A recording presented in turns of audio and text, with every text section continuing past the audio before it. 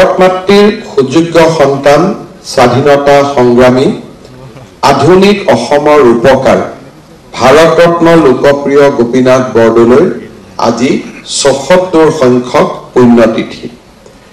আজিৰ এই পবিত্ৰ দিনটোত মই অসমবাসী ৰাইজৰ হৈ এইগৰাকী মহান যুগনায়কক আমাৰ গভীৰ শ্ৰদ্ধা নিবেদন কৰিছোঁ। 2022 বৰ্ষৰ আমি এটা সিদ্ধান্ত লৈছিলোঁ যে লোকপ্ৰিয় গোপীনাথ বৰদলৈৰ পুণ্যতিথিৰ দিনটো আমি লোক কল্যাণ দিৱস হিচাপে আমি পালন কৰিম আৰু এই দিনটোতে আমি লোকসেৱা পুৰস্কাৰ আৰু কৰ্মশ্ৰী বঁটা প্ৰদান কৰিম। লোকসেৱা পুৰস্কাৰ হ'ল এটা বিশেষ পুৰস্কাৰ যি অসম চৰকাৰৰ অৰাজপত্ৰিত কৰ্মচাৰীসকলক সামৰি লয়। সাধাৰণতে আমি প্ৰশাসনিক ব্যৱস্থাত দেখোঁ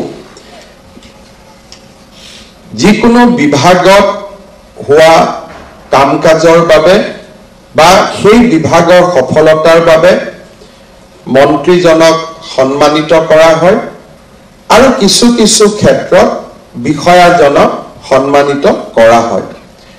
কিন্তু নেপথ্যৰ আঁৰত থাকি যিসকলৰ প্ৰচেষ্টাত এই কৰ্মই সফলতাৰ মুখ দেখা পায় তেওঁলোকক সাধাৰণতে আমি ৰাইজৰ সন্মুখলৈ উলিয়াই নানো। একোটা সফল জীৱন স্বীকৃতি অবিহনে তেওঁলোকৰ কৰ্মদিনৰ সামৰণি পৰে। 2022 চনত আমি সিদ্ধান্ত লৈছিলোঁ যে নেপথ্যৰ আঁৰত থাকি চৰকাৰখনক শক্তি দিয়া, সামৰ্থ্য দিয়া এই তৃতীয় আৰু চতুৰ্থ বৰ্গৰ কৰ্মচাৰীসকলক আমি লোকসেৱা বঁটাৰে পুৰস্কৃত কৰিম। এই বঁটাত আমি 25,000 টকাৰ এটা সন্মান ৰাশি আগবঢ়াওঁ, এখন মানপত্ৰ প্ৰদান কৰোঁ আৰু এই কৰ্মচাৰীজনৰ চাকৰি কাল আমি এবছৰলৈ তেওঁলোকৰ চাকৰি কাল আমি বৃদ্ধি কৰোঁ। 2022 বৰ্ষত আমি আৰম্ভ কৰা এই বঁটাই প্ৰথম বছৰ 10 গৰাকী কৰ্মচাৰীক আমি ৰাজ্যিক বঁটা আৰু 89 গৰাকী কৰ্মচাৰীক আমি জিলা পৰ্যায়ত লোকসেৱা বঁটা প্ৰদান কৰিছিলোঁ। 2023 চনত আমি 75 গৰাকী চৰকাৰী কৰ্মচাৰীক আমি লোকসেৱা বঁটা প্ৰদান কৰিছিলোঁ। এই বছৰ আমি ৰাজ্যিক পৰ্যায়ত 10 গৰাকী আৰু জিলা পৰ্যায়ত 37 গৰাকী লোকক আমি লোকসেৱা পুৰস্কাৰেৰে সন্মানিত কৰিছোঁ। এই লোকসেৱা পুৰস্কাৰৰ বাবে এটা অতি কঠোৰ ব্যৱস্থা গ্ৰহণ কৰা হয় আৰু শেষত বিভিন্ন অসম আৰক্ষী আৰু ভাৰত চৰকাৰৰ বিশেষ এজেন্সিসমূহৰ দ্বাৰা তেওঁলোকৰ কৰ্ম সংস্কৃতি বিশেষকৈ ইণ্টিগ্ৰিটিৰ ওপৰত আমি এটা বেকগ্ৰাউণ্ড চেক কৰাৰ পিছতহে এই বঁটা আমি আগবঢ়াওঁ। ফলত এই বঁটা যিসকলে লাভ কৰে স্বাভাৱিকতে তেওঁলোকে পৰীক্ষাৰ এটা কসটিশীলত উত্তীৰ্ণ হৈ এই বঁটা লাভ কৰাৰ বাবে যোগ্যতা অৰ্জন কৰে। স্বাভাৱিকতে এই বঁটা লাভ কৰা প্ৰতিজন কৰ্মচাৰী আমাৰ বাবে এক আদৰ্শৰ স্বৰূপ আৰু তেখেতসকলক আজি ভাৰতৰত্ন লোকপ্ৰিয় গোপীনাথ বৰদলৈৰ পুণ্যতিথিত আমি তেখেতসকলক সন্মান জনাবলৈ পাই সঁচাকৈ গৌৰৱ অনুভৱ কৰিছোঁ। অসম আৰক্ষীৰ মুখ্য কাৰ্যালয়ত কাম কৰা শ্ৰী মনোজ কুমাৰ দেউৰী, কাৰ্বি আংলঙৰ ডিষ্ট্ৰিক্ট লিগেল ছাৰ্ভিচ অথৰিটিত কাম কৰা শ্ৰী সুজিত দে, আমাৰ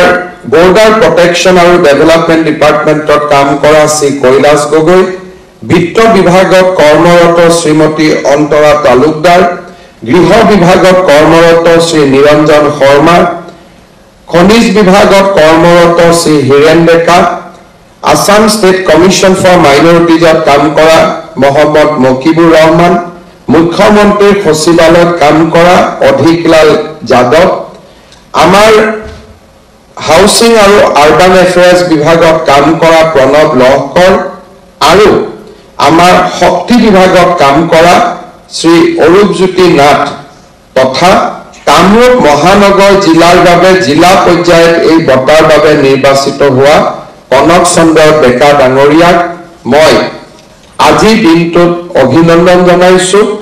আৰু তেখেতসকলৰ কৰ্ম সংস্কৃতি আন বহুজনৰ বাবে প্ৰেৰণাৰ প্ৰতীক হওক তাকে মই আজি এই ভক্তি ভৰা দিনটোত কামনা কৰিছো। আজিৰ এই দিনটোতে আমি অসম চৰকাৰৰ বিষয়াসকলক বিশেষকৈ যিসকলে লিডাৰশ্বিপ দিয়ে নেতৃত্ব দিয়ে তেওঁলোককো আমি কৰ্মশ্ৰী বঁটাৰে প্ৰশাসনৰ বাবে আগবঢ়োৱা উৎকৃষ্টতম সেৱাৰ বাবে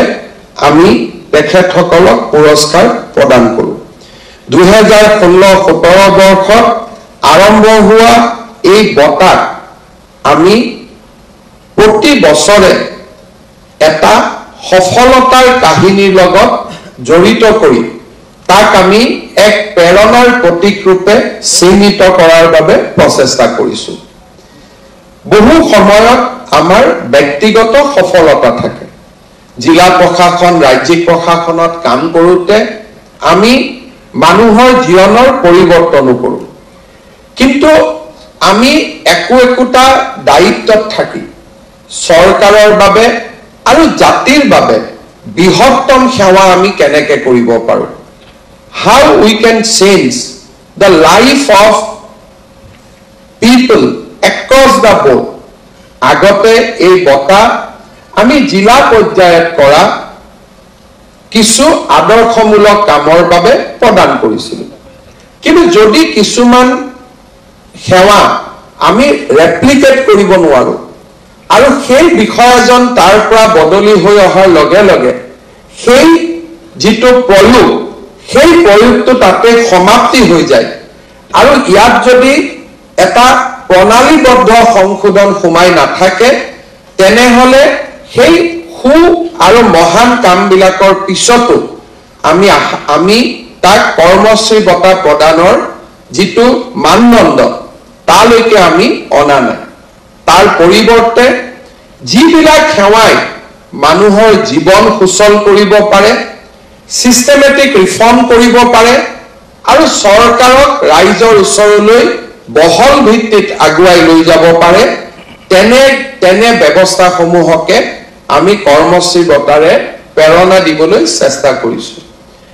মিছন বসুন্ধৰা ই এটা অসম চৰকাৰৰ এটা সফল প্ৰয়োগ আছিল। ৰাজহ ব্যৱস্থাত থকা কেৰুণৰ বাবে আৰু ইয়াৰ লগত সোমাই থকা বিভিন্ন ধৰণৰ গোচৰ আৰু কমপ্লেক্স প্ৰচেছৰ বাবে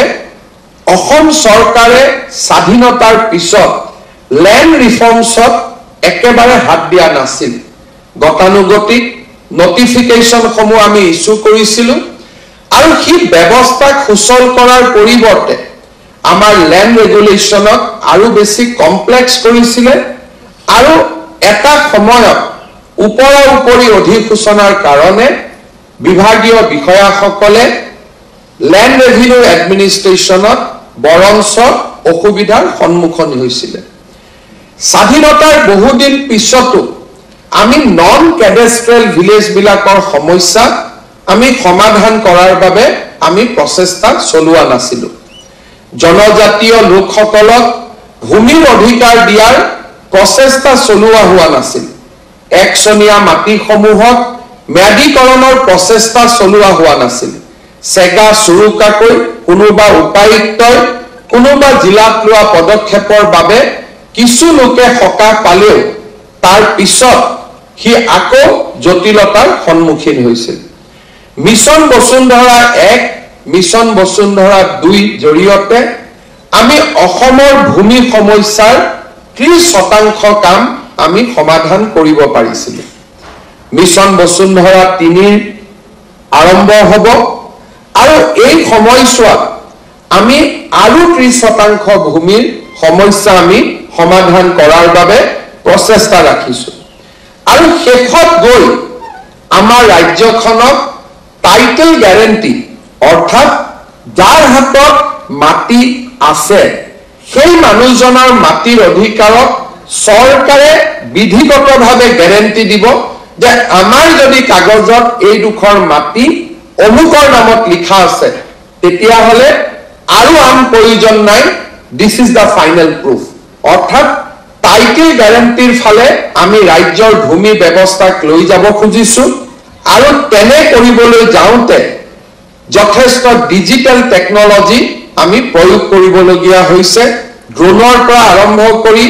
GIS মেপিংৰ পৰা আৰম্ভ কৰি আমি এটা নতুন ডিজিটাইজেশনৰ ফালে আমি গতি কৰিছো আজিৰ এই দিনটোত এই মিছন বসুন্ধৰা আঁচনি সফলভাৱে ৰূপায়ণৰ প্ৰচেষ্টা লোৱাৰ বাবে মই ৰাজহ বিভাগৰ বিষয়াসকলক মই সাধুবাদ দিব বিচাৰিছো এই বিভাগৰ প্ৰধান সচিব Gyanendradev Tripathi director of land records Shantanu গোপমাৰে আৰু আমাৰ ল্যান্ড ৰেকৰ্ডছ বিভাগৰে অতিৰিক্ত সঞ্চালক নৱজিৎ পাঠকক আমি অভিনন্দন জনাইছো আৰু তেওঁলোকৰ কৰ্মস্পৃহাই মিছন বসুন্ধৰাৰ প্ৰচেষ্টাটো অনাগত দিনতো আগুৱাই লৈ যাব বুলি মই আশা কৰিছো চৰাইদেউ মৈদামে ৰাষ্ট্ৰীয় ঐতিহ্যৰ পৰা আগুৱাই গৈ বিশ্ব ঐতিহ্যৰ স্বীকৃতি পালে চৰাইদেউ মৈদাম বিশ্ব ঐতিহ্য হল মুখ্যমন্ত্ৰীয়ে দাবী কৰিব যে ই মুখ্যমন্ত্ৰীৰ কৃতিত্ব আন 10 জনে ক'ব যে নহয় আমাৰ কৃতিত্ব ৰাজনীতি কৰা নেতাসকলে কৃতিত্বৰ বাবে প্ৰতিযোগিতা চলাই যাব আৰু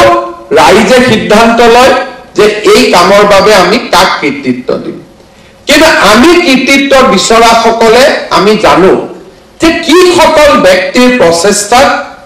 এই কাম ফেৰা আমি সমাধান কৰিব পাৰিম কিন্তু আমি ৰাজনৈতিক কৰা ব্যক্তিসকলে সেই সকল ব্যক্তিক স্বীকৃতি দিবলৈ কুণ্ঠাবোধ কৰোঁ কাৰণ তেখেতসকলক স্বীকৃতি দিয়াৰ লগে লগে কৰবাত নহয় কৰবাত মূল স্বীকৃতি কমি যাব এনে প্ৰচেষ্টাই অসমক আগুৱাই লৈ যাব নোৱাৰে যোৱা 3টা বছৰত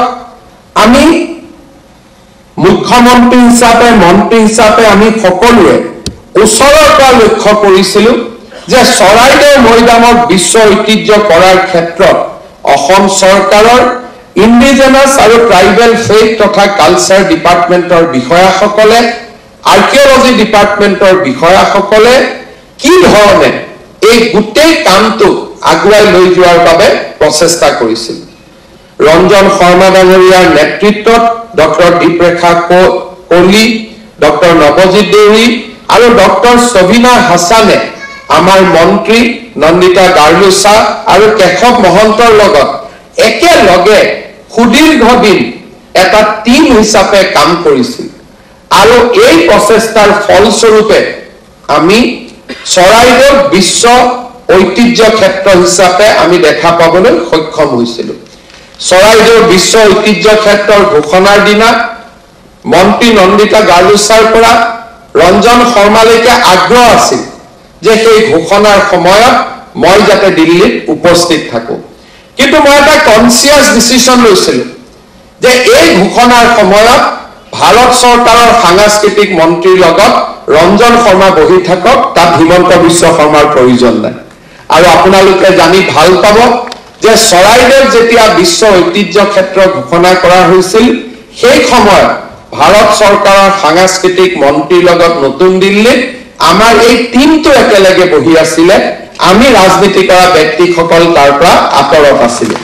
মই বিশ্বাস কৰোঁ যে আমাৰ অসমখনক যদি বিকাশৰ নতুন দিগন্তলৈ লৈ যাব লাগে আমাৰ বিষয়া কৰ্মচাৰীসকলৰ যি ভাল কাম কৰ্মপ্ৰেৰণা তাক আমি সদায় স্বীকৃতি দিব লাগিব মই আজি পুনৰবাৰ আমাৰ গোটেই টিমটো ডাইৰেক্টৰ আৰ্কিঅলজিৰ লগত কাম কৰা গোটেই টিমটো কৃতজ্ঞ অসমবাসী ৰাইজৰ হৈ আকৌ এবাৰ অভিনন্দন জনাইছো। মহাবিদ্যালয়ত নামভৰ্তি হয় আৰু ই এক পৰম্পৰা যাৰ মাজেদি আমি সকলো পাৰ হৈ আহিছো। কেতিয়াবা মই বি বৰুৱা কলেজত নাম লগাম, কটন কলেজৰ নামভৰ্তিৰ কাৰণে অপেক্ষা কৰি থাকো। মই কটন কলেজত নামভৰ্তি কৰোঁ, বি বৰুৱা কলেজৰ সিটটোত এজনক বঞ্চিত কৰোঁ। মেডিকেল কলেজৰ এডমিশনৰ সময়তো প্ৰথমতে আমি শিলচৰ মেডিকেল কলেজ লওঁ, শেষৰ দিনাখন আমি গুৱাহাটী মেডিকেল কলেজৰ সিটলৈ আমি নামভৰ্তি কৰোঁ আৰু শিলচৰ মেডিকেল কলেজৰ সিটটো পূৰ্ণ নহয়, কাৰণ সুপ্ৰিম কোৰ্টৰ দিন মতে সেইটোৱে শেষ দিন, তাৰ পিছত আৰু নামভৰ্তি হ'ব নোৱাৰে। প্ৰতি বছৰে মেডিকেলত আমি 20ৰ পৰা 25খন আসন মাল্টিপল কলেজৰ এডমিশনৰ কাৰণে আৰু ল'ৰা ছোৱালীৰ মবিলিটিৰ কাৰণে, কোনোবাই ডিব্ৰুগড়ত যাব লাগে, কোনোবাই গুৱাহাটীত আহিব লাগে, কোনোবাই শিলচৰত যাব লাগে, আমাৰ আসন ৰিক্ত হৈ ৰৈ যায়। ৱেটিং লিষ্টত থকা 25জন ছাত্ৰ ছাত্ৰীৰ জীৱনত এটা অন্ধকাৰ আহি পৰে, মানুহৰ মাজত হতাশাৰ সৃষ্টি হয় আৰু এইবিলাক সমস্যাৰ মেনুৱেল সমাধান নাথাকে। ই টেকনলজিৰ জৰিয়তে যদি সমাধান কৰিব নোৱাৰি, তেতিয়াহ'লে এই সমস্যাসমূহ জটিল হৈ থাকিব। সমৰ্থ পৰ্টেল ভাৰত চৰকাৰৰ এটা প্ৰচেষ্টা আছিলে যে যি প্ৰচেষ্টাৰ নামভৰ্তিৰ প্ৰক্ৰিয়াটোক একেবাৰে সুষম কৰি পেলাব। নামভৰ্তি আমি বিনামূলীয়া কৰোঁ, ধনখিনি উভতাই দিবলৈ মহাবিদ্যালয়সমূহক আমি মাৰ্চৰ 31 তাৰিখলৈকে অপেক্ষা কৰোঁ। কোনে নামভৰ্তি কৰিছে, কাৰ নামভৰ্তি হৈছে, চৰকাৰৰ লগত কোনো পৰিসংখ্যা নাথাকে। আজিৰ দিনটোত জকাইচুকৰ কলেজত কোনে নামভৰ্তি কৰিছে, তেওঁৰ পিতৃৰ নাম কি, তেওঁৰ পৰীক্ষাত কিমান নম্বৰ পাইছে, তেওঁৰ বেংক একাউণ্ট কি, তেওঁ প্ৰথমতে কোনখন কলেজত নামভৰ্তি কৰিছিল, তাৰ পৰা কোনখন কলেজলৈকে আহিলে, আৰু তেওঁ পৰীক্ষাত পাছ কৰাৰ পিছত তেওঁৰ নম্বৰসমূহলৈ পৰা আৰম্ভ কৰি যিমান পৰিসংখ্যা লাগে, এই গোটেই পৰিসংখ্যাবিলাক সমৰ্থ পৰ্টেলত আমি ৰাখি থব পাৰোঁ। টেকনলজিৰ প্ৰতি মানুহৰ অনীহা থাকে। কলেজৰ অধ্যক্ষসমূহক এই টেকনলজিৰ প্ৰতি আকৰ্ষণ কৰি, এই টেকনলজি এডপ্ট কৰি গোটেই নামভৰ্তিকৰণ কৰাৰ প্ৰচেষ্টা এটা হিমালয় সদৃশ সমস্যা আৰু অসমৰ একাংশ বাতৰি কাকতৰ নেতিবাচক ভূমিকা ই আৰু ভীষণ সমস্যা। সমৰ্থ পৰ্টেলৰ বিষয়ে ময়ো ভালকৈ জনা নাছিলো। যোৱা কিছুদিন আগত মই ভাৰত চৰকাৰৰ মন্ত্ৰী, মানৱ সম্পদ উন্নয়ন মন্ত্ৰীক সাক্ষাৎ কৰিব গৈছিলো। অসম চৰকাৰৰ মুখ্য সচিব মোৰ লগত আছিলে। আমি যেতিয়া তেওঁলোকৰ লগত কথা পাতিছিলো, হায়াৰ এডুকেশ্যনৰ ছেক্ৰেটাৰী গৰাকীয়ে মোক ক'লে যে ছাৰ, সমৰ্থ পৰ্টেলৰ ৰূপায়ণত Assam is the pioneer state. এতিয়া আমি দেশৰ ৰাজ্যসমূহক অসমলৈ পঠাই আছো, অসমৰ পৰা শিকি আহিবৰ কাৰণে কেনেকে সমৰ্থ পৰ্টেলত কাম কৰিব লাগে। এজন গৌৰৱী অসমীয়া হিচাপে মোৰ বুকু উফন্দি উঠিছিল। তেতিয়া মই চিন্তা কৰিছিলো যে প্ৰতিদিনেতো লিখি আছে বস্তুটো বেয়া বুলি, অথচ দিল্লীত কৈ আছে ভাল বুলি। সমস্যাটো কি? মই উভতি আহি নিজে সমৰ্থ পৰ্টেলৰ বিষয়ে জানিবলৈ চেষ্টা কৰিছিলো, বুজিবলৈ চেষ্টা কৰিছিলো, আৰু নামভৰ্তিকৰণৰ টকা যেতিয়া মই সময়ত উভতাই দিব পাৰিলো, অধ্যক্ষসকলৰ মুখত হাঁহি দেখা পালো, তেতিয়া মই বুজি পালো যে এই টেকনলজিয়ে কিমান ছাত্ৰ ছাত্ৰীৰ জীৱনলৈ আৰু কলেজসমূহৰ এটা সুস্থিৰ শিক্ষা ব্যৱস্থালৈ কিমান পৰিৱৰ্তন আনিছে। সমৰ্থ পৰ্টেলৰ লগত জড়িত নাৰায়ণ কোঁৱৰ, পমী বৰুৱা, প্ৰাঞ্জল প্ৰতিম বৰুৱা, এই বিষয়াসকলক আমি সন্মান জনোৱাৰ লগতে অসম চৰকাৰে এক বাৰ্তা দিব খুজিছো যে আমি চৰকাৰৰ কৰ্মচাৰীসকলক বাতৰি কাকতেদি এছেছমেণ্ট নকৰো। আমি আমাৰ চৰকাৰৰ বিষয়া কৰ্মচাৰীসকলে মানুহৰ জীৱনত কিমান পৰিৱৰ্তন আনিব পাৰিছে তাক লৈ আমি এছেছমেণ্ট কৰো, আৰু তেতিয়াহে আমাৰ জাতিটো আগুৱাই যাব। সমৰ্থ পৰ্টেলৰ ব্যৱস্থাৰ বাবে মই শিক্ষামন্ত্ৰী অনুজ পেগু ডাঙৰীয়াক ধন্যবাদ জনাইছো। ৰাজনীতি কৰা ব্যক্তিসকলৰ বাবে কেতিয়াবা অমৃত মন্থন কৰাৰ আগতে বিষ পান কৰিবই লাগিব আৰু বিশেষকৈ যোৱা 24টা বছৰত মোৰ ৰাজনৈতিক জীৱনৰ পৰা মই দেখা পাইছো যে য'তে য'তে মই বিষ পান কৰাৰ সুযোগ পাইছো তাতে তাতে ৰাজ্যত কৰবাত নহয় কৰবাত এখন মেডিকেল কলেজৰ জন্ম হৈছে কৰবাত নহয় কৰবাত বিশ্ববিদ্যালয়ৰ জন্ম হৈছে কৰবাত নহয় কৰবাত সেমিকন্ডাক্টৰ ইণ্ডাষ্ট্ৰি আৰম্ভ হৈছে গতিকে আমাৰ ৰাস্তা অমৃত পান কৰাৰ নহয় আমাৰ ৰাস্তা হৈছে বিষ পান কৰা যাতে জগতৰ বিষ আমি পান কৰিম আৰু প্ৰজাই অমৃতৰ ফল লাভ কৰিব পাৰিব সাহস সমত পোৰ্টেল প্ৰয়োগৰ বাবে সাহসিকতাৰ প্ৰয়োজন আছিল আৰু সেই সাহসিকতাৰ বাবে মই অসম চৰকাৰৰ শিক্ষা বিভাগক ধন্যবাদ জনাইছো আৰু টেকনলজিক জনসাধাৰণৰ কল্যাণৰ বাবে ব্যৱহাৰ কৰাৰ প্ৰচেষ্টা অব্যাহত ৰাখিবলৈ মই আহ্বান জনাইছো অসম চৰকাৰৰ জল জীৱন মিছনে আৰম্ভ কৰা জলদূত নামৰ বিশেষ আঁচনিখনে আমাৰ জল জীৱন মিছনৰ সমগ্ৰ ধাৰণাটোকে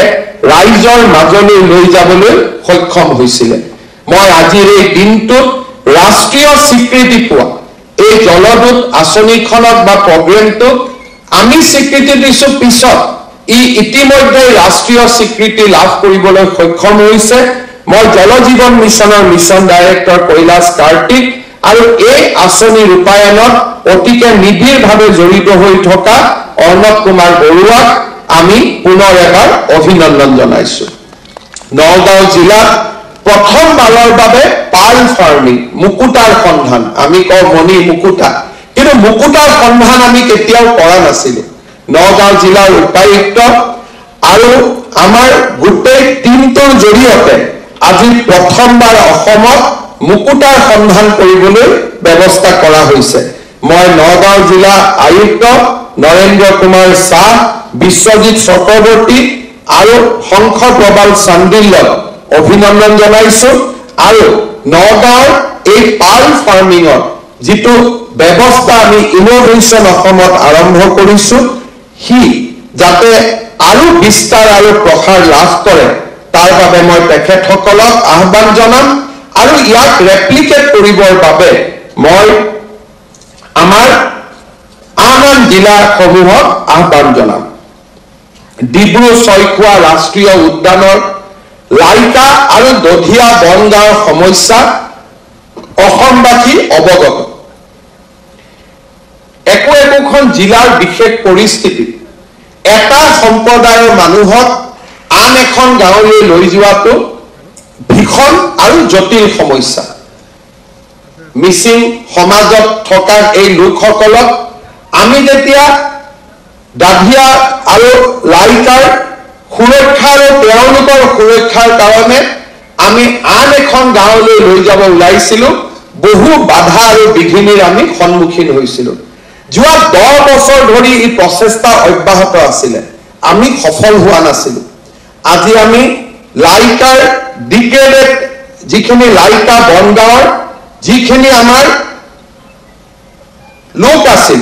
তেওঁলোকক আজি আমি সুন্দৰভাৱে তিনিচুকীয়া জিলাতে আজি আমি তেওঁলোকক পুনৰ সংস্থাপন দিব পাৰিছো মানুহৰ জীৱনলৈ নিৰাপত্তা উভতি আহিছে আৰু তেখেতসকলে আজি এটা নতুন জীৱন আৰম্ভ কৰিবলৈ সক্ষম হৈছে এতিয়াও দধিয়াৰ পৰা বহু লোক লৈ যাবৰ বাবে বাকি আছে কিন্তু সমস্যা এটা সমাধান যদি হয় সেই সমস্যাই আন সমস্যাটোকো সমাধানৰ পথ দেখুৱায় মিছন বসুন্ধৰা বগীবিলৰ কাষত থকা নন কেডেষ্ট্ৰেল মাটি কেডেষ্ট্ৰেললৈকে আমি ৰূপান্তৰ কৰাৰ লগে লগে লাইকা দধিয়াৰ আন অৱশিষ্ট লোকসকলকো আমি নতুন জায়গালৈ লৈ আহিব পাৰিম তিনিচুকীয়া জিলাৰ উপায়ুক্ত স্বপ্নিল পাল আমাৰ divisional forest officer Digboi TC Ranjit Ram আৰু জিলাৰ আৰক্ষী অধীক্ষক গৌৰৱ অভিজিৎ দিলীপে এই সমস্যাৰ সমাধানৰ বাবে কৰা প্ৰচেষ্টা আৰু সফলতাৰ বাবে মই তেখেতসকলক অভিনন্দন কৰিছো আৰু এই গোটেই কেইটা আদৰ্শমূলক সেৱাৰ বাবে আজি আমি এই গোটেই বিষয়া কৰ্মচাৰীসকলক আমি কৰ্মশ্ৰী সন্মানেৰে আৰু আমি তেখেতসকলক পুৰস্কাৰেৰে আজি আমি তেখেতসকলক কৃতজ্ঞ অসমবাসীৰ হৈ আমি অভিনন্দন আৰু ধন্যবাদ জনাইছো অসম চৰকাৰে আমাৰ সমগ্ৰ ৰাজহুৱা সেৱা শিথিল সুষম আৰু অতি সহজতে ৰাইজৰ ওচৰলৈ লৈ যোৱাৰ বাবে প্ৰচেষ্টা চলাই আহিছে তাৰ লগে লগে কৰ্মচাৰীসকলৰ প্ৰয়োজনীয় সমস্যাসমূহ পূৰণৰ বাবেও আমি প্ৰচেষ্টা কৰিছো আপোন ঘৰ আঁচনিয়ে হওক শেহতীয়াকৈ প্ৰধানমন্ত্ৰীৰ সূৰ্য ঘৰ আঁচনিত চৰকাৰী কৰ্মচাৰীসকলক দৰমহাৰ বিপৰীতে উইদাউট মৰ্টগেজ আমি সোলাৰ লগাবৰ বাবে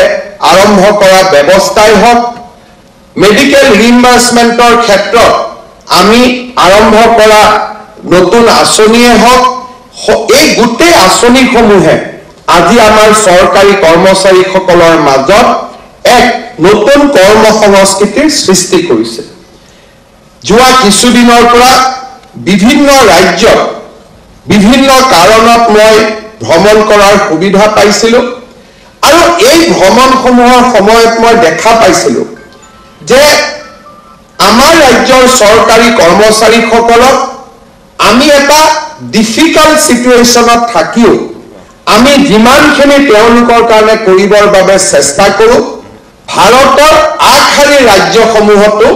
এনে প্ৰচেষ্টা আৰম্ভ হোৱা নাই আজি আমাৰ অসমৰ চৰকাৰী কৰ্মচাৰীসকলে প্ৰায় 50% হাৰত অলপ কম 3-4 পইণ্ট কম আমি ডিআৰএছ এলাউন্স লাভ কৰো পশ্চিমবংগ আমাতকৈ যথেষ্ট আগবঢ়া ৰাজ্য পশ্চিমবংগত আজিৰ দিনত চৰকাৰী কৰ্মচাৰীসকলে 14% দিয়ে লাভ কৰে মানুহৰ মাজত ধাৰণা যে পশ্চিমবংগ অসমতকৈ আগবঢ়া ৰাজ্য কিন্তু আজিও যদি কোনোবাই গুগল কৰে এটা মিনিট লাগে যে DA in West Bengal DA in Assam আপোনালোকে দেখা পাব যে আমাৰ ৰাজ্য চৰকাৰখনে চৰকাৰী কৰ্মচাৰীসকলক প্ৰতিটো দিনতে প্ৰতিটো মুহূৰ্ততে আমি এটা উপযুক্ত সংস্কৃতি ৰাজহুৱা সংস্কৃতি আমি দিবলৈ প্ৰচেষ্টা কৰো অসম সচিবালয় আমি গ্ৰহণ কৰা এটা ডাঙৰ সিদ্ধান্ত যে ডেপুটি সেক্ৰেটাৰী লেভেললৈকে গৃহ মুখ্যমন্ত্ৰীৰ সচিবালয় আৰু বিত্ত বিভাগক বাদ দিলে আৰু কোনো বিভাগতে এসিএস বিষয়া নাথাকিব ই এক ডাঙৰ সিদ্ধান্ত আমি লৈছো জুনে আমাৰ সচিবালয় তৃতীয় শ্ৰেণীত নিযুক্তি হোৱা কৰ্মচাৰীসকলৰ বাবে এটা আগলৈ যোৱাৰ বাবে এটা ডাঙৰ পাথৱে এটা আমি মুকলি কৰি দিছো এই ব্যৱস্থা অহা কিছুদিনৰ ভিতৰত আমি ৰূপায়ণ কৰিম যাতে ডেপুটি সেক্ৰেটাৰী পৰ্যায়ত থকা অসম অসামৰিক সেৱাৰ প্ৰতিগৰাকী বিষয়া ফিল্ডত গৈ কাম কৰিব পাৰে অভিজ্ঞতা অৰ্জন কৰিব পাৰে আৰু প্ৰশাসনক নেতৃত্ব দিব পাৰে ৰাজ্যৰ কৰ্মচাৰীসকলে অসমৰ বিকাশৰ বাবে এক বিশেষ ভূমিকা পালন কৰাৰ প্ৰয়োজনীয়তা আছে আমি প্ৰতিটো মুহূৰ্ততে মনত ৰখাৰ প্ৰয়োজন যে এইখন আমাৰ জননী আমাৰ জন্মভূমি আমাৰ লগত যিসকলৰ ইন্টাৰফেস হয় যাৰ লগত আমি কথা পাতো যাৰ লগত আমি যাক আমি সেৱা কৰাৰ বাবে চেষ্টা কৰো তেখেতসকলৰ আন কোনো নহয় তেখেতসকল আমাৰ আত্মীয় আমাৰ কুটুম্ব চৰকাৰখনক যেতিয়া আমি ভিতৰৰ পৰা দুৰ্বল কৰো আমি আন কাকো দুৰ্বল নকৰো আমি আমাৰ পৰিয়ালটোক দুৰ্বল কৰো চৰকাৰখনক যেতিয়া আমি দুৰ্বল কৰো আমি আন কাকো দুৰ্বল নকৰো আমাৰ ভৱিষ্যতক আমি দুৰ্বল কৰো যেতিয়া চৰকাৰখনলৈ আহিব খোজা এটা টকাও যদি আমাৰ কৰবাত আমাৰ ভুলৰ কাৰণে চৰকাৰখনলৈ নাহে কৰবাত এখন নতুন মেডিকেল কলেজ হোৱাৰ ৰাস্তা বন্ধ হৈ যায় আৰু 10 বছৰ পিছত সেই মেডিকেল কলেজখন নোহোৱাৰ বাবে মোৰ লৰাটোৱে হয়তো মেডিকেল পঢ়াৰ সুবিধা নাপাব কোনোবা এটা স্থানত এটা টকা নহা বাবে বা ডক্টৰ এজনৰ পোষ্টিংৰ ফাইলটো মই 3 বাৰৰ জায়গাত 6 বাৰ কামটো ঢিলা কৰি দিয়াৰ বাবে কোনোবা এখন চিকিৎসালয় ডক্টৰজনৰ পোষ্টিং নহব দুটা দিন পিছত মই খবৰ পাম যে মোৰ খুৰা ঢুকালে কিয় ঢুকালে সেই চিকিৎসালয়খনত ডক্টৰ নাছিল কৰবাত নহয় কৰবাত আমি কৰা কামৰ প্ৰভাৱ আমাৰ নিজলৈকে উভতি আহে কাৰণ এইখন আমাৰ ৰাজ্য আমি প্ৰতিজনে আমাৰ পৰিয়াল প্ৰতিজনে আমাৰ ভৱিষ্যত শিক্ষকক নিযুক্তি লৈ আমি যেতিয়া খেলিমেলি কৰিম আৰু স্কুলখনত যেতিয়া গৈ শিক্ষকজন উপস্থিত নহব আমাৰে কোনোবাই পঢ়াৰ পৰা বঞ্চিত হ'ব পঢ়াৰ পৰা বঞ্চিত হোৱাৰ পিছত সেই ল'ৰাজন ডাঙৰ হৈ ক্ৰিমিনেল হ'ব আৰু ক্ৰিমিনেল হৈ মূল ঘৰতে আহি ডকাইতি কৰিব সিদিনাখন আমি বুজি নাপাম যে এই ডকাইতজনৰ সৃষ্টিৰ কাৰণ ময়ো মই ভাবো যে আমি কৰা প্ৰতিটো কামৰে এটা ক্ৰিয়া আৰু এটা প্ৰতিক্ৰিয়া থাকে চৰকাৰ এখন যেতিয়া ফেচিলিটেটৰ হয় চৰকাৰ এখনে যেতিয়া শাসন কৰাৰ পৰিৱৰ্তে মানুহক সহায় কৰাৰ ভূমিকাত অৱতীৰ্ণ হয় তেতিয়া সমাজৰ পৰিৱৰ্তন হয় আৰু চৰকাৰখনৰ ব্যৱস্থা যেতিয়া আমি এক্সপ্লইট কৰি সিস্টেমৰ ভিতৰৰ পৰা আমি যেতিয়া চৰকাৰখনক দুৰ্বল কৰি দিওঁ সেই চৰকাৰখন কেতিয়াও সফল হ'ব নোৱাৰে আৰু চৰকাৰখন সফল হ'ব নোৱাৰিলে ৰাজ্যখন বিকাশৰ গতিত কেতিয়াও আগবাঢ়ি যাব নোৱাৰে যোৱা এমাহত হোৱা 2-3টা অভিজ্ঞতাৰ বিষয়ে মই আপোনালোকৰ আগত ক'ব খুজিছো আমাৰ অসম চৰকাৰক আমি সদায় প্ৰচেষ্টা কৰোঁ যে আমাৰ কামবিলাক খৰতকীয়া হওক কেইদিনমান আগতে মই এটা হোৱাটছআপত মেছেজ পালোঁ যে দাদা এবাৰ কৰিমগঞ্জত চাই দিয়ক যে আমাৰ মাটি বাৰী ৰেজিষ্টাৰ কৰাত ইমান দীঘল কিয় হয় আৰু ইমান ৰিজেকশ্যন কিয় হয় মই মোৰ অফিচাৰক ক'লো যে কৰিমগঞ্জত কি আছে চাব লাগে প্ৰথমতে অফিচত ক'লো যে পৰ্টেলটো চাই দিয়ক পৰ্টেলত একো বুজি নাপায় কিয় যিসকলে পৰ্টেল বনায় তেওঁলোকে এনেকৈ বনায় যে তাৰ পৰা বহুত কথা আমি গম নাপাওঁ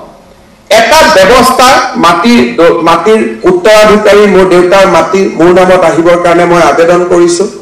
এপ্লিকেশ্যন ৰিচিভ এপ্লিকেশ্যন ডিসপোজ এটা একসেপ্ট হ'ল নে ৰিজেক্ট হ'ল পৰ্টেলত সেই কলমটো নাথাকে যিসকলে পৰ্টেল বনায় তেওঁলোকে কি ভাবি ক'ত কেনেকৈ পৰ্টেল বনায় এইটো তেওঁলোকে জানিব ইয়াত বহি কোনো প্ৰকাৰে আমি ধৰিব নোৱাৰো যে এই কাগজখন ৰিজেক্ট হ'ল নে একসেপ্ট হ'ল স্বাভাৱিকতে মই সুধিবলগীয়া হ'ল কৰিমগঞ্জৰ উপায়ুক্তই ডেটা দিলে ৰিজেকশ্যন বেছি একসেপ্টেন্স কম তেতিয়া মই মোৰ অফিচত ক'লো যে গোটেই কেইখন জিলাৰ পৰা আনক মোৰ দেউতাৰ মাটি মই বিচাৰিছো মোৰ নামত ট্ৰান্সফাৰ হ'ব লাগে ৰিজেকশ্যন 10,000 তেতিয়া মোৰ মনত এটা ধাৰণা 10,000 মানুহে বাপেকৰ নামটো ভুল কৰি ক'লে গ'লে 10,000 মানুহে ইমান ৰিস্ক ল'লে যে দেউতাৰ মাটিটো মোৰ নামত মোৰ দেউতা নহয় অথচ দেউতাৰ মাটি মই বিচাৰি আছো তেতিয়া আকৌ অলপ খনন কৰা হ'ল মাইনিং কৰা হ'ল উত্তৰটো আহিল যে তেওঁলোকে এনঅ'কেৰ চাৰ্টিফিকেটখন দিয়া নাই কাৰণে আমি ৰিজেক্ট কৰি দিছো এটা প্ৰশ্ন হ'ল এনঅ'কেৰ চাৰ্টিফিকেটখন কোনে দিয়ে সেই একেজন সাৰ্কেল অফিচাৰে দিয়ে যিজন সাৰ্কেল অফিচাৰে এনঅ'কেৰ চাৰ্টিফিকেটখন বিচাৰিছে নেক্সট অফ কিন সেই চাৰ্টিফিকেটখন দিয়াৰ মালিক কোন দিয়াৰ মালিকো তেওঁৱে গতিকে তেওঁ তাক ৰিজেক্ট কৰিব নে মণ্ডলজনক ঘৰত পঠাই গাঁওখনত পঠাই গাঁওবুঢ়াজনক পঠাই সুধিব যে এই ল'ৰাৰ এই পিতৃৰ সন্তান তেওঁ হয় নে নহয় তাৰ মানে মোৰ দেউতাৰ মাটিডোখৰ মই ৰেজিষ্টাৰ কৰিব গ'লেও মোক এখন এনঅ'কে লাগিব এনঅ'কেখন ল'বৰ বাবে নেক্সট অফ কিন চাৰ্টিফিকেট লাগিব প্ৰথম মই 6 মাহ এনঅ'কেখনৰ বাবে সংগ্ৰাম কৰিম তাৰ পিছত মই মাটিৰ পঞ্জীয়নৰ বাবে মোৰ নামত পঞ্জীয়নৰ বাবে মই সংগ্ৰাম কৰিম এজন মানুহ যদি কৰ্ণাটকত আছে মহাৰাষ্ট্ৰত আছে তেওঁ অসমৰ CRPFৰ জোৱান কোনোবাই যদি কৰ্ণাটকত কাম কৰি আছে কাশ্মীৰৰ সীমান্তত কাম কৰি আছে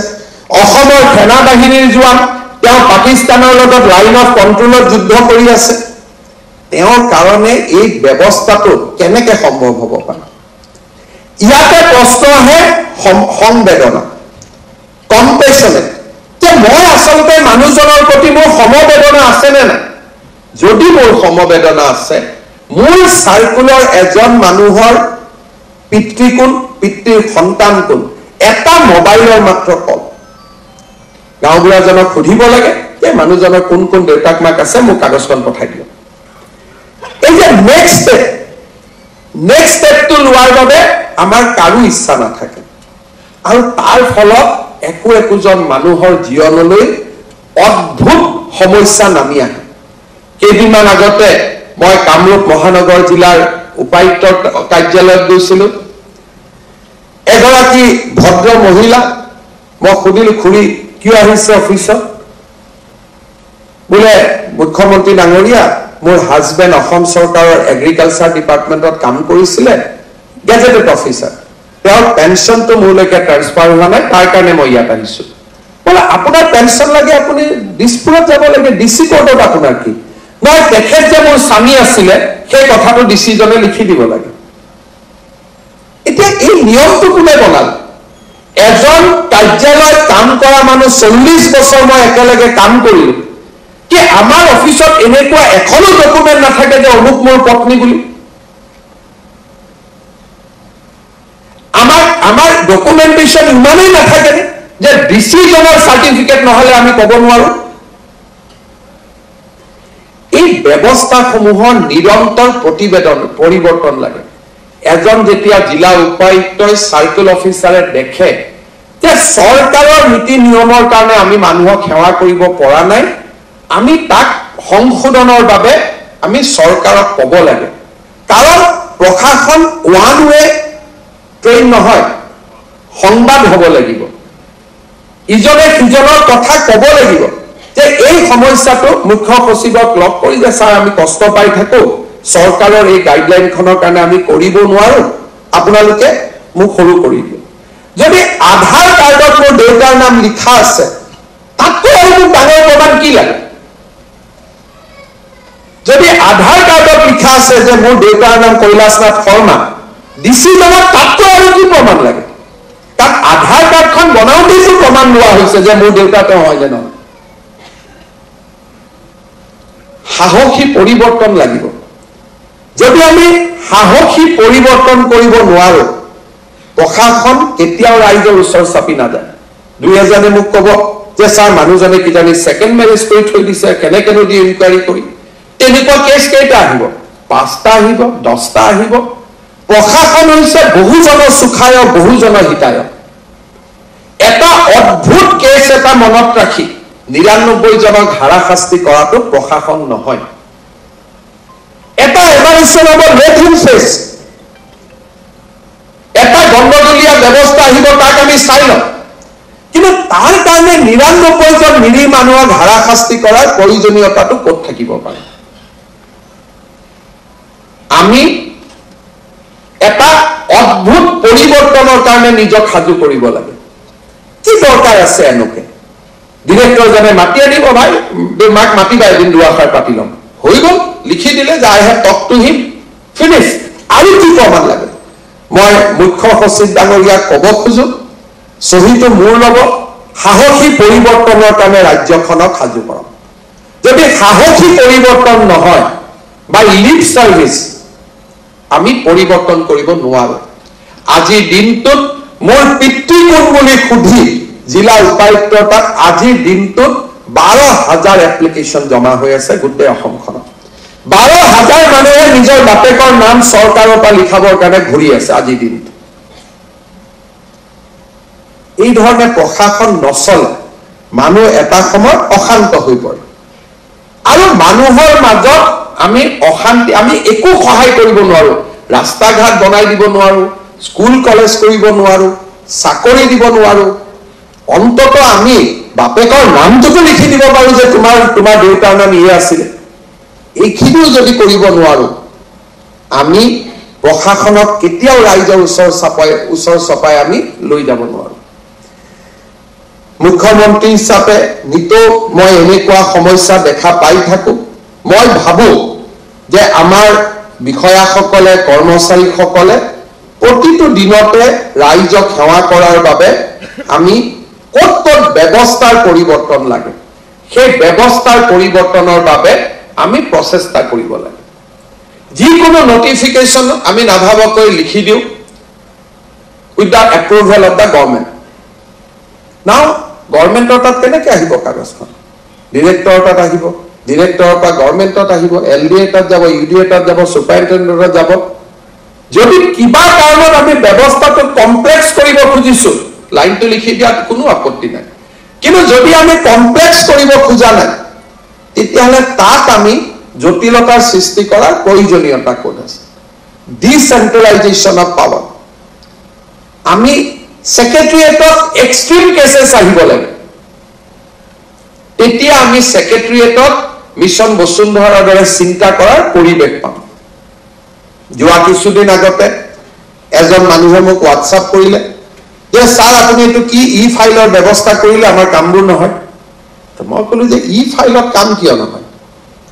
মই লৰাজনক ফোন কৰিলো যে ভাই ফাইলত কাম কিয় নহয় বোলে নাই স্যাৰ তেওঁলোকৰ সহিবোৰ নোহোৱা হৈ গ'ল মই বুজি পোৱা নাই যে সহিবোৰ কি নোহোৱা হৈ গ'ল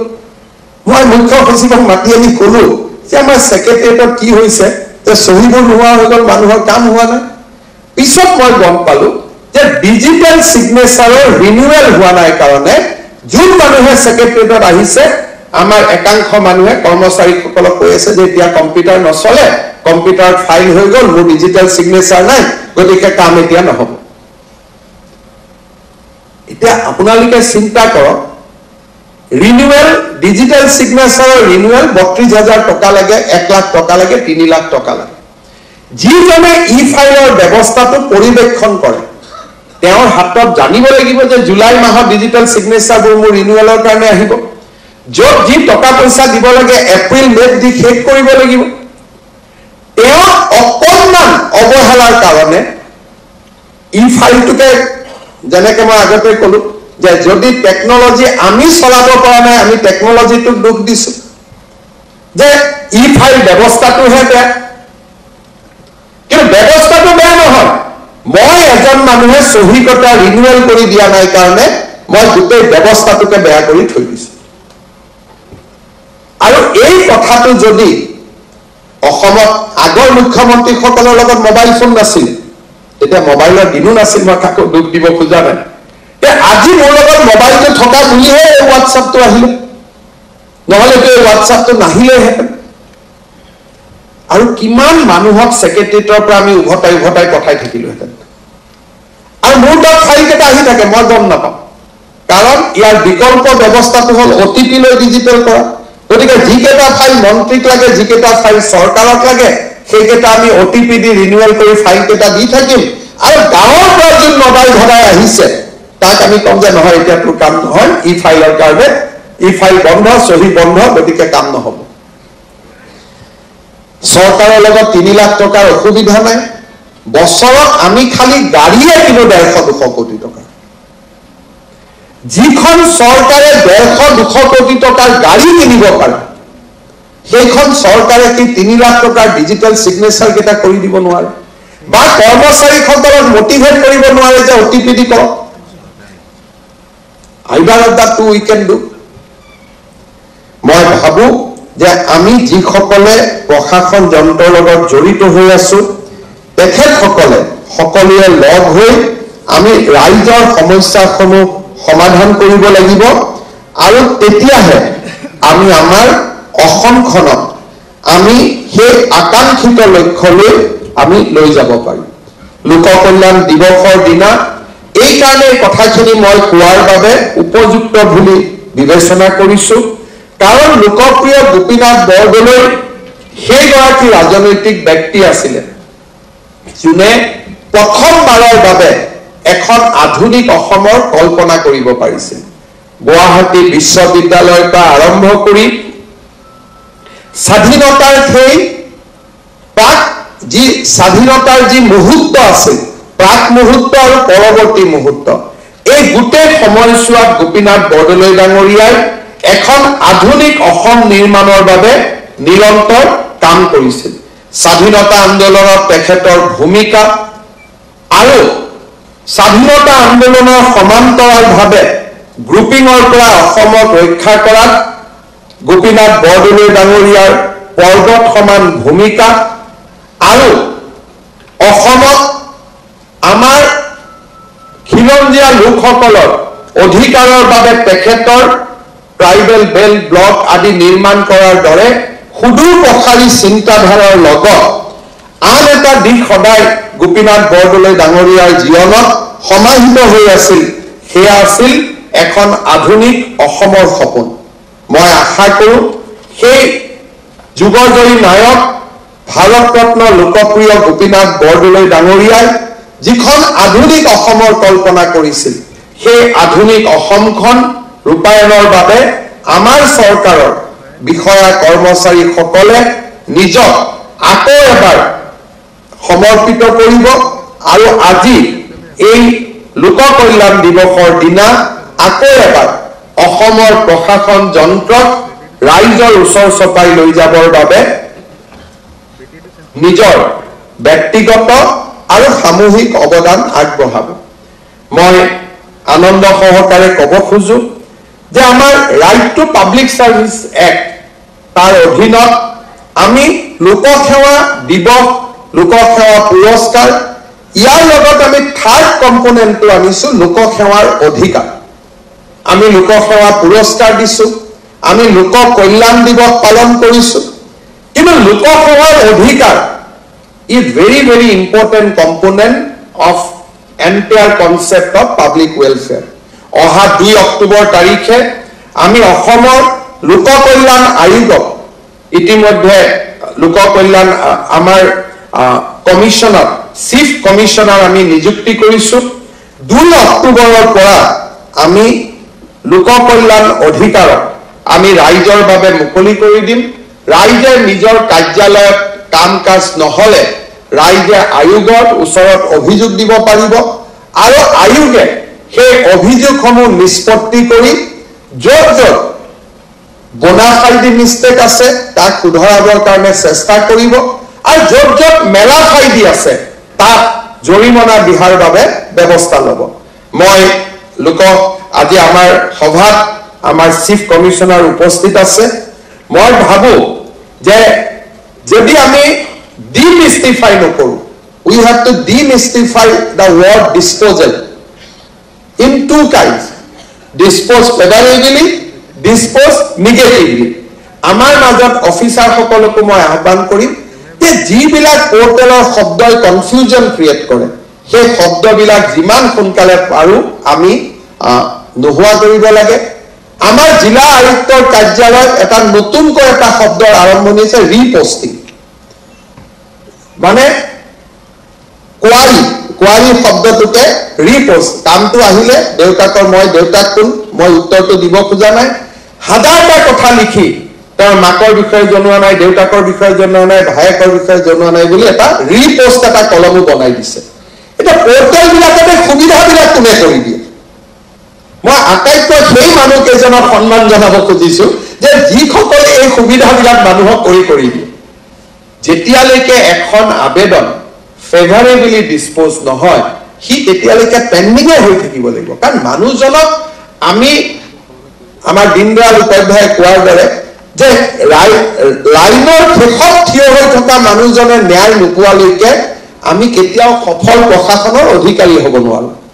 যদি আমি ডিসপোজ কৰিছো কিন্তু মানুহজনে ন্যায় পোৱা নাই সেই ডিসপোজেলটোৰ মিনিং কি থাকিব পাৰে মই ভাবো যে এই ধৰণৰ সৰু সৰু কথা আমি নিশ্চয় চকু দিম আৰু এই ধৰণে লাহে লাহে এদিনত কেতিয়াও নহয় মই জানো যে Rome was not built in a day লাহে লাহে আমি প্ৰচেষ্টা কৰি অসমখনক ভাৰতবৰ্ষৰ বিকাশৰ এক স্বৰ্গভূমিলৈ ৰূপান্তৰ কৰিম তাকে আশা কৰি মই আজি পুনৰ পুৰস্কৃত কৰ্মচাৰী বিষয়াসকলক অভিনন্দন জনাই মই মোৰ বক্তব্য সামৰণি মাৰিছো